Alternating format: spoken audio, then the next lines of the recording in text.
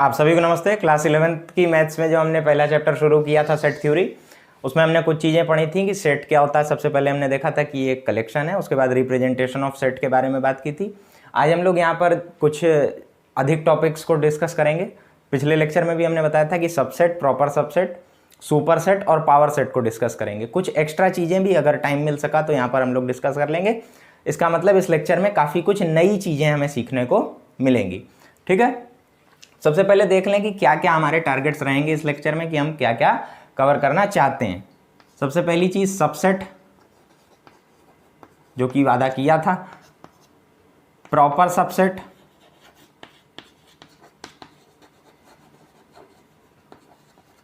ठीक है, super set,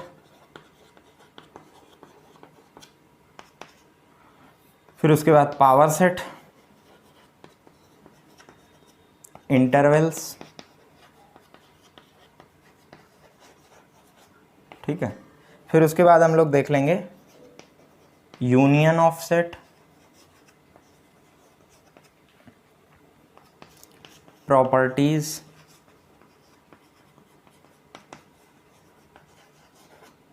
of union of set, ठीक है, फिर उसके बाद इंटरसेक्शन,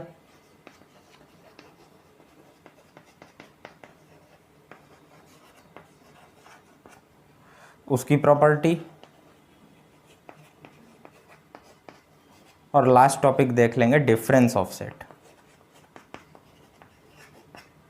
ठीक है, इतने हमारे टारगेट रहेंगे। हो सकता है कि पूरा ना हो सके, लेक्चर थोड़ा लंबा होने लगे तो दो पार्ट में उसको डिवाइड कर देंगे, लेकिन टारगेट यही रहेगा। चीज़ें काफ़ी सरल हैं, उसकी कोई चिंता मत करिएगा कि एक साथ इतनी सारी चीज़ें, तो उसमें कोई समस्या वाली बात नहीं, फटाफट सारी चीज़ें होती चली जाएंगी। और 3 हिस्सों में इन सारी चीज़ों को हम समझेंगे। सबसे पहला होगा कि हम आपको समझाने की कोशिश करेंगे, ठीक है, जिस भी तरह आप समझ जाते हैं। फिर सेकंड रहेगा कि इसकी डेफिनेशन क्या है। उसकी चिंता मत करिए, एग्जाम में आपसे कोई ये नहीं पूछेगा कि सबसेट की डेफिनेशन दो, आपसे क्वेश्चंस पूछे जाएंगे। तो तीसरा पार्ट यही रहेगा कि एग्जाम्पल के थ्रू आपको चीज़ों को समझाने की कोशिश की जाएगी। सबसे पहला हम शुरुआती 3 टॉपिक को ले रहे हैं एक साथ, सबसेट, प्रॉपर सबसेट और सुपर सेट। इन तीनों को एक साथ मिला करके आपको बता रहे हैं, समझने की कोशिश करिएगा एग्जाम्पल के थ्रू। जैसे देखें, यहाँ पर सब सेट की बात आ रही है। आप पिछले लेक्चर में पढ़ चुके हैं कि सेट क्या होता है, ठीक है। जैसे हम कोई भी सेट यहाँ पर लिख दें 1, 2, ठीक है, ये एक सेट है जिसमें 2 एलिमेंट हैं। नंबर ऑफ एलिमेंट्स कितने हैं? 2 हैं, 1 और 2, ठीक है। सब सेट का मतलब क्या होता है, आप इस तरह समझें। जैसे आप नोट्स बनाते हैं तो उसमें हेडिंग देखते हैं, एक मेन हेडिंग लिखते हैं, उस हेडिंग के अंदर जितनी हेडिंग आती जाती हैं उसको लिखते हैं आप कि ये सब हेडिंग है। जैसे आप फिजिक्स में पढ़ रहे होंगे एरर, तो आपकी मेन हेडिंग होगी एरर। फिर टाइप्स ऑफ एरर में आप आते हैं तो एब्सोल्यूट एरर, फिर रिलेटिव एरर, परसेंटेज एरर, इस तरह से। तो ये जो absolute error, relative error, percentage error, ये क्या है? सब हेडिंग है। किसकी? एरर की। तो एरर में से ही टूट टूट के ये निकला। उसी तरह सेट में भी सबसेट जो है, इस सेट से जो छोटे छोटे सेट टूट के निकलेंगे उसको हम कहेंगे सबसेट। देखिए किस तरह बनेगा। जैसे हमने यहां लिखा 1, ये एक सेट है, 2 ये भी एक सेट है, 1, 2 ये भी एक सेट है, यही वाला है, ठीक है। तो ये क्या है? इसके सबसेट कहलाएंगे। ये इसका सबसेट है, ये इसका सबसेट है, ये भी इसका सबसेट है, और एक और होता है फाई, ठीक है, नल सेट जो आपको बताया था हमने, या वॉइड सेट, एम्प्टी सेट जो बताया था, फाई। अब आपके मन में कुछ चीजें आ रही होंगी। शुरुआती तौर पे 1 और 2 तो आप मान लिए कि हाँ इसका हिस्सा है, इसमें से टूट के आया है तो सबसेट है। लेकिन 1 और 2 ये तो एकदम वही का वही सेट आपने लिख दिया, तो आप इसको कैसे सबसेट कह रहे हैं? अभी इसको क्लियर करते हैं। और एक दूसरा क्वेश्चन आ रहा होगा कि फाई क्या है? नल सेट को आपने क्यों इसका सबसेट कहा? तो देखो चीज कुछ ऐसी है, इस तरह से समझने की कोशिश करना। मान लो ये टॉफी है, ठीक, और ये 2 बिस्कुट के पैकेट हैं, ठीक, समझने की कोशिश करना। हमने ये 4 चीजें, 2 टॉफी और 2 बिस्कुट आपके सामने रखी। आपसे कहा कि आप इसमें से कोई 2 चीजें सेलेक्ट कर लो। आपने क्या किया? इसको सेलेक्ट किया और इसको सेलेक्ट किया, ठीक। तो आप क्या कहेंगे कि हमने इसको और इसको सेलेक्ट किया, ठीक, लेने के लिए। लेकिन कहीं ना कहीं आप ये भी तो सोच सकते हैं कि हमने इसको और इसको सेलेक्ट किया छोड़ने के लिए। भाई इसको लेने को सेलेक्ट किया तो कहीं ना कहीं एक दूसरी सोच ये भी तो हो सकती है कि इसको छोड़ने के लिए सेलेक्ट किया। जैसे होता है ना, अगर आपके पास कई फोटोज रख दी जाएं, शादी वगैरह में सेलेक्ट करने के लिए होता है ना, कई फोटो रख दी गई, अब आप इसमें से एक को सेलेक्ट करिए। तो अगर 5-6 फोटोज हैं, 5 फोटोज हैं, एक में आपने सेलेक्ट किया, हाँ ये हमको पसंद है, तो बाकी 4 को आपने रिजेक्ट करने के लिए भी तो सेलेक्ट किया है कि इनको हम छोड़ेंगे, ये हमें नापसंद हैं, उसके लिए भी आपने सेलेक्ट तो किया ही। उसी तरह फाई का मामला है कि आपने इस पूरे सेट को छोड़ दिया, उस छोड़ने को भी एक सेलेक्ट करना ही कहा, इसीलिए फाई को भी हम सबसेट के तौर पर लेते हैं। ठीक है, अब जो एक दूसरा डाउट आया होगा मन में कि इस पूरे के पूरे सेट को आपने क्यों ले लिया। अब देखें, यहीं से बात आती है प्रॉपर सबसेट की। तो आपके मन में जो ये बात आ रही है कि 1,2 तो इसका सबसेट नहीं होना चाहिए, कहीं ना कहीं आप ठीक हैं। अब देखिए, जब प्रॉपर सबसेट की बात आएगी,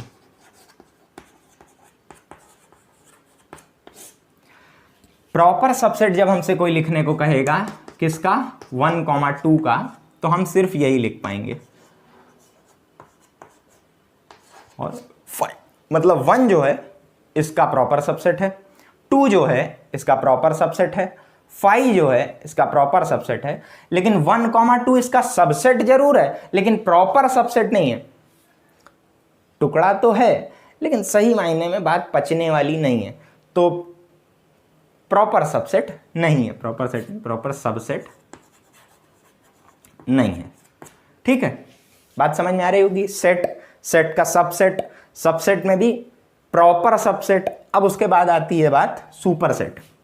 अभी देखिए, जब हम आपको डेफिनेशन वगैरह भी लिखवाएंगे और लिखने का तरीका बताएंगे तो चीज़ें और धीरे धीरे करके क्लियर होंगी। अभी भी कुछ हवा तो आपको लग रही होगी। सुपर सेट की बात कर लेते हैं।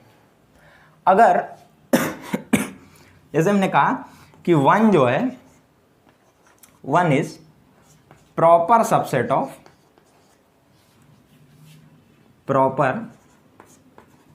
Subset of 1,2। ठीक है, ये बात तो मानते ही हैं। तो हम इसी चीज को घुमा के भी तो लिख सकते हैं कि 1,2 इज सुपर सेट ऑफ 1। ठीक है, अब फिर इसको समझिए। हम कह रहे हैं कि अगर छोटू जो है पप्पू का बेटा है, छोटू पप्पू का बेटा है, सबसेट है। ठीक, तो ये भी कह सकते हैं कि पप्पू छोटू के पिताजी हैं, सबसेट और सुपर सेट। ठीक है, अगर सबसेट में आप कहें कि बेटा सबसेट है और पिताजी सुपर सेट हैं, तो आप ये कह सकते हैं कि छोटू जो है पप्पू का बेटा है और पप्पू जो हैं छोटू के पिताजी हैं। वही बात है, 1 इज प्रॉपर सबसेट ऑफ 1,2 और 1,2 इज सुपर सेट ऑफ 1। ठीक, बात क्लियर हुई होगी। अभी हम लोग उस पर भी, ये मिट गया थोड़ा सा, अभी हम लोग आ जाएंगे डेफिनेशन पे, तो चीज़ें आपको और क्लियर होंगी। ठीक है, हाँ, अब यहाँ डेफिनेशन से समझते हैं। Subset is set A.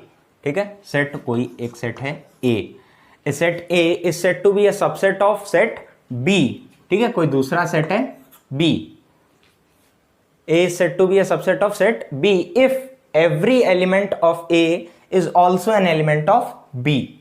यानी ए किसी सेट बी का सबसेट कहलाएगा कब, जबकि ए के सारे एलिमेंट बी में हो। इसका मतलब कि ए जो है, ए कहाँ से लिया गया, बी से लिया गया है। अगर ए के सारे एलिमेंट बी में पहले से ही मौजूद हैं, इसका मतलब ये हुआ कि ए जो हमने सेट बनाया है वो बी से लिया गया है। ठीक, that is A is a subset of, देखिए किस तरह लिखा जाता है, ए ऐसे बनाते हैं। ठीक है, इस तरह से यू बनाएंगे आप समझें, और नीचे एक लाइन खींचेंगे। जैसे आप लिखते हैं ना 4 इज लेस देन और इक्वल टू 5, तो ये जो लेस देन का यूं तीर बनता है और नीचे ऐसे बनता है, इसकी जगह ये थोड़ा सा गोल हो जाएगा। और नीचे ऐसी लाइन रहेगी, ठीक है। A is a subset of B if a belongs to, बता चुके हैं इसके बारे में, a belongs to A implies that a belongs to B, यानी ए जो है वो सेट का एलिमेंट है, ए सेट का एलिमेंट है जो इससे बिलोंग कर रहा है, इससे बिलोंग कर रहा है, इसका मतलब कि ये बी से भी बिलोंग कर रहा है, वही चीज ऊपर लिखी हुई है। Proper subset is set A is set to be a proper subset of set B if A is a subset of B, यानी ए जो है वो बी का सबसेट तो है लेकिन ए और बी बराबर नहीं है, बी कहीं ना कहीं बड़ा है। प्रॉपर सबसेट, ए क्या है, प्रॉपर सबसेट है, प्रॉपर तौर पे एकदम बेटा है, तो बाप में कुछ ना कुछ अधिक गुण होंगे ही, क्योंकि सुपर सेट में हमने क्या बताया, सुपर सेट बाप की तरह है और सबसेट बेटे की तरह है। प्रॉपर सबसेट की मतलब क्या है कि बाप से थोड़ा कम ही है, बेटा बाप से कम ही होता है, ठीक। That is A is a subset of B. देखिए वहां पर किस तरह लिख रहे थे, इस तरह यू बना के और नीचे एक लाइन खींच दे रहे थे, यहां ये लाइन हट जाएगी क्योंकि अब बराबर नहीं लेना है, प्रॉपर सबसेट है, इस तरह से इसको लिखा जाता है, ठीक है। तो ये बात हो गई डेफिनेशन की। अब एक एग्जांपल लेके आप लोग समझे। मान लीजिए हमारे पास कोई सेट है ए जिसमें एलिमेंट है 1 2 और बी एक है सेट जिसमें एलिमेंट है 1 2 3, ठीक है। अब आप क्या कहेंगे कि 1 2 जो है वो तो इसी में से लिया गया है, 1 2 3 में से ही इसका एक सबसेट ये भी बनेगा, तो आप ये लिख सकते हैं कि A is a subset of, A is a proper subset of B, सही है, कोई दिक्कत नहीं, प्रॉपर सबसेट है। अगर आप मान लीजिए ये लिख देते हैं कि A is a subset of B, तो भी कोई दिक्कत नहीं है, कोई दिक्कत नहीं है, ठीक, क्योंकि टुकड़ा तो है ही सबसेट। हाँ प्रॉपर सबसेट है, ये एक अच्छी बात है कि अगर आप प्रॉपर सबसेट लिखते हैं तो आपने एकदम सही लिखा है, लेकिन अगर सबसेट भी लिखा है तो कोई ऐसी गलत बात नहीं है। गलत बात कहाँ है वो बताते हैं, आप ध्यान दीजिएगा। अगर यहीं हम एक तीसरा सेट सी बनाएं 1 2 3 और लिखें कि B is a proper subset of C, तो ये गलत बात है क्योंकि B और C तो बराबर हैं। हमने प्रॉपर सबसेट में क्या लिखा कि सबसेट हो लेकिन बराबर ना हो, नॉट इक्वल टू यहां लगाया, तो इसको हम सबसेट लिख सकते हैं। B is a subset of C, सही है, लेकिन B is not a proper subset of C, ये बात गलत हो जाएगी। सही क्या है, B इज नॉट, तो यहां से काट दिया, जैसे नॉट इक्वल टू में काट देते हैं ना, not a proper subset of C, ठीक है। हमें लगता है चीजें क्लियर हुई होंगी अगर आप बाय डिफिनेशन चलेंगे और थोड़े लॉजिक से भी चलेंगे कि वर्ड्स के हिसाब से क्या कहा जा रहा है, सबसेट, प्रॉपर सबसेट और सुपर सेट। अब एक चीज और देखते हैं कि अगर A is a proper subset of B, जो बात हमने यहां पर कही कि A हमने एक सेट लिया 1 2 और B एक सेट लिया 1 2 3, तो हम साफ साफ इसको देख के कह सकते हैं कि A is a proper subset of B।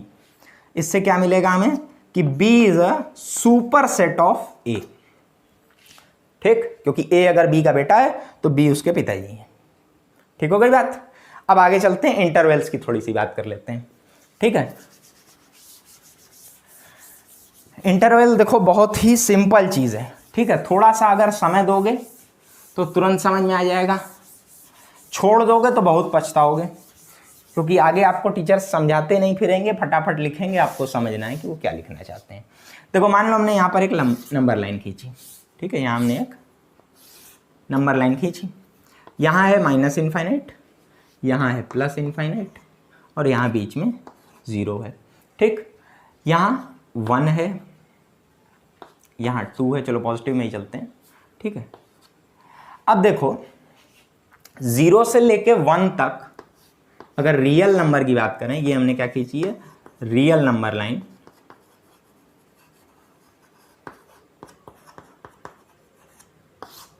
ठीक है, ये लाइन नहीं खींचते ना, कंफ्यूजन होगी, ठीक। तो 0 से लेके 1 तक में ही देखो तो इनफाइनाइट नंबर्स आपको मिलेंगे, ठीक। तो अब एक एक को ना लिखना पड़े और हमें आगे आपको रिलेशन फंक्शन में इसका सबसे ज्यादा यूज मिलेगा कि इसके बीच में जितने भी नंबर आते हैं, मतलब 0 या 0 से बड़े, इसके बीच में 0 से 1 के बीच में जितने भी नंबर है, तो सबको तो आप लिख नहीं सकते क्योंकि इनफाइनाइट है, तो हमने इंटरवल्स बनाए, ठीक, इस तरह से लिखा 0, 1 बड़े ब्रैकेट में, इस तरह जब लिखा तो इसका मतलब हुआ, इसका मतलब क्या हुआ कि हम 0 को भी ले रहे हैं, 1 को भी ले रहे हैं और जो नंबर 0 और 1 के बीच में है, x मान लो अगर नंबर है 0 और 1 के बीच में है, तो हम इसको भी ले रहे हैं, तीनों तरह के ले रहे हैं, 0 को भी ले रहे हैं, 1 को भी ले रहे हैं और उसके बीच में भी सबको ले रहे हैं। इसका मतलब ये हुआ, हमने मान लो लिख दिया इस तरह स्मॉल ब्रैकेट में 0,1। अब इसका मतलब क्या है, हमने ओपन कर दिया, यहाँ से ओपन इंटरवल लिखा ये। अब इसमें हम 0 को नहीं लेंगे, 1 को भी नहीं लेंगे, लेकिन उसके बीच के सारे नंबर्स को लेंगे। बात समझ में आई? ये क्या था, क्लोज्ड इंटरवल।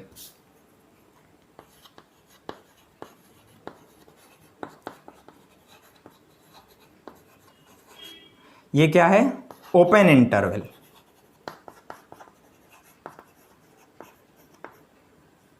ठीक है, मतलब 0 और 1 को भी इंक्लूड कर रहे हैं और स्मॉल ब्रैकेट में 0 और 1 को एक्सक्लूड कर रहे हैं, बाकी बीच की चीजें ले रहे हैं। थोड़ी चीजों को और क्लियर करते हैं ना, नंबर लाइंस के ही सहारे से आपको चीजें क्लियर हो पाएंगी। एक आध आपको इंपॉर्टेंट बातें भी यहीं से पता लगेंगी, देखते चलिए। फिर अभी इसकी हम फॉर्मल डेफिनेशन भी आपको बता देते हैं। अब अगर हम यहाँ लिख दें ऐसे 1,2 और इस तरफ हमने स्मॉल ब्रैकेट लगा दिया, क्या समझ में आता है इससे कि यहाँ पर बड़ा ब्रैकेट लगा है, 1 को तो लिया जा रहा है लेकिन 2 को नहीं लिया जा रहा है, क्योंकि 2 की तरफ स्मॉल ब्रैकेट लगा है और बीच के नंबर्स को लिया जा रहा है। ठीक है, बीच के नंबर्स को तो हम ले ही रहे हैं, जो पचड़ा है वो इधर है कि एंड पॉइंट्स को लेना है कि नहीं लेना है। तो ब्रैकेट से आपको समझ में आ जाएगा, थोड़ा सा ध्यान देंगे तो वो फिर दिमाग में रहता है कि हाँ अगर बड़ा ब्रैकेट लगा है तो उसको इंक्लूड करना है, स्मॉल ब्रैकेट लगा है तो उसको एक्सक्लूड करना है। ठीक है, इंक्लूड एक्सक्लूड का मतलब समझ ही रहे होंगे। अब एक चीज और समझिए कि ये जो माइनस इनफाइनाइट ये जो है, आप कभी माइनस इनफाइनाइट पे नहीं पहुंच सकते और प्लस इनफाइनाइट पे भी नहीं पहुंच सकते। ये एक माने हुए नंबर हैं, आप एग्जैक्ट कभी ये नहीं कह सकते कि ये नंबर जो है ये इनफाइनाइट के बराबर है, नहीं।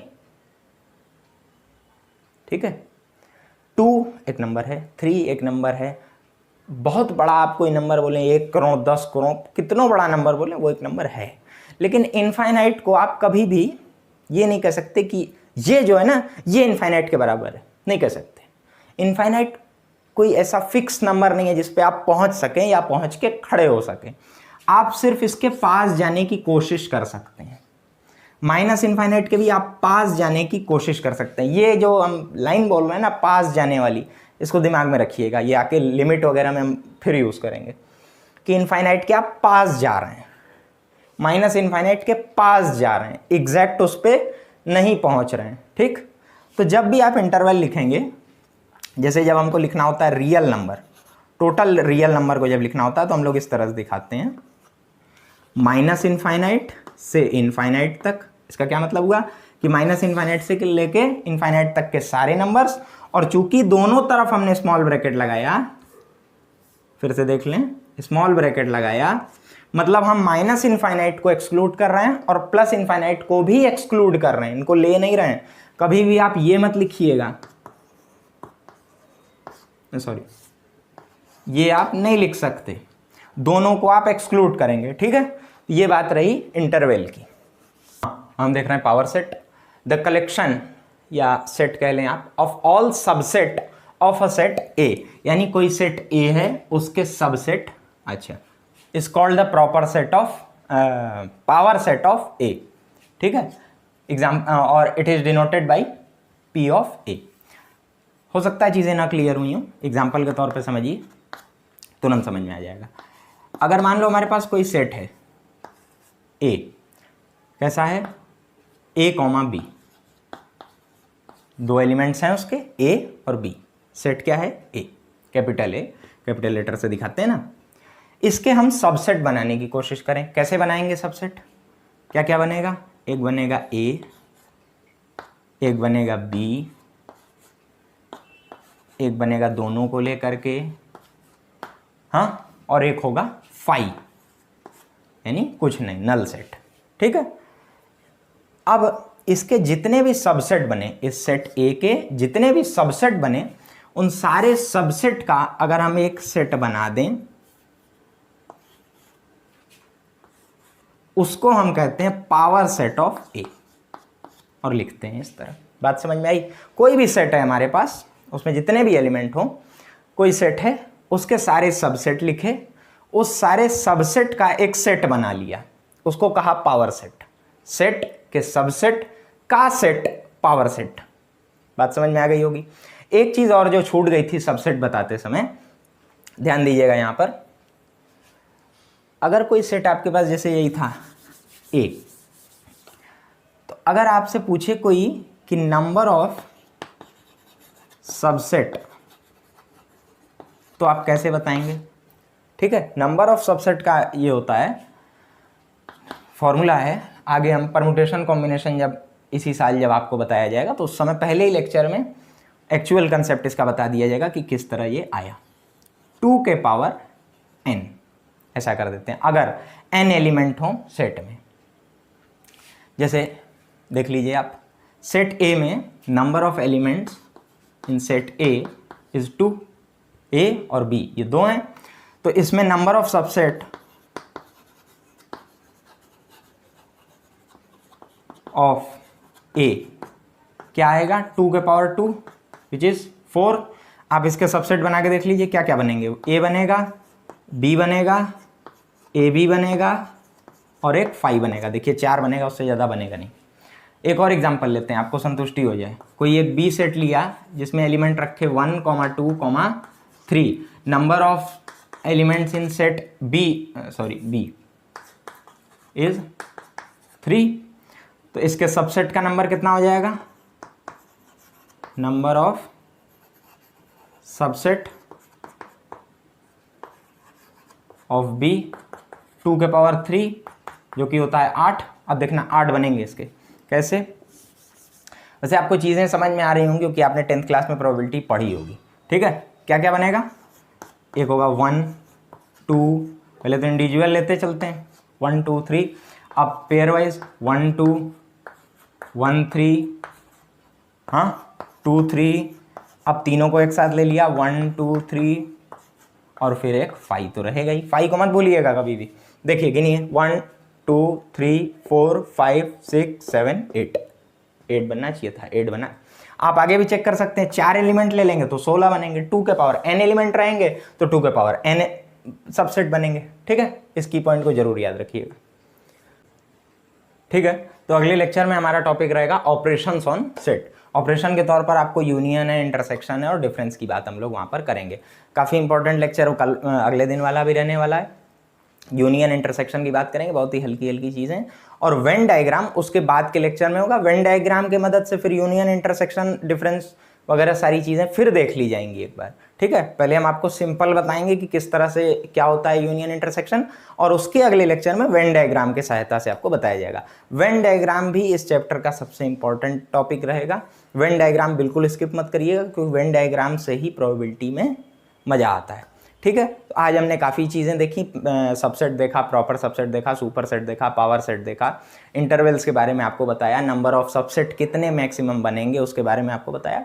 सारी चीज़ें आपको आज बताई गई हैं। पिछले लेक्चर की भी चीज़ें रिवाइज करिए, एनसीईआरटी से एक्सरसाइज सॉल्व करिए, एग्जाम्पल सॉल्व करिए, क्वेश्चन करिए, तो सारे कंसेप्ट क्लियर होते चले जाएंगे। ठीक है, फिर मिलते हैं अगले लेक्चर में, फिर कुछ नया सीखेंगे, कुछ नया जानेंगे। तब तक के लिए आप सभी को धन्यवाद।